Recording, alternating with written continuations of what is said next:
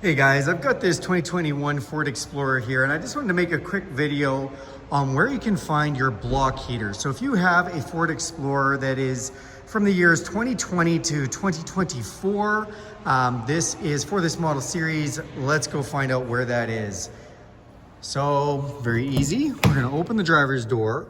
We're gonna pull this not once, but twice as it releases the hood latch underneath.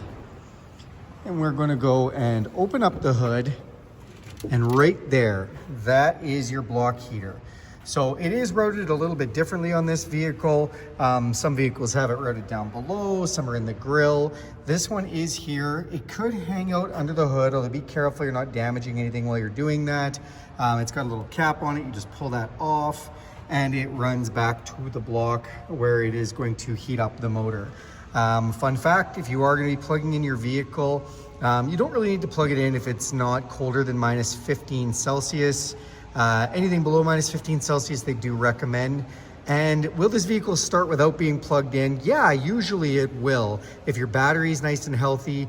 The thing that happens though is below minus 15 Celsius, the battery that's located underneath there will start to drop in its initial power. So its amperage voltage drops a bit when it gets colder than minus 15 Celsius, and then it can kind of struggle to turn over an ice cold engine where the oil is running a little thick.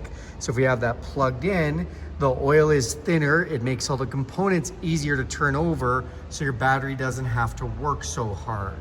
Now you know what I know. Thanks a lot for watching this video. Do me a huge favor, click subscribe to this channel. And if you like this video, give it a big thumbs up. If you have any comments or questions about this, go ahead and ask those down below and I'll be happy to get to those. Thanks and have a great day.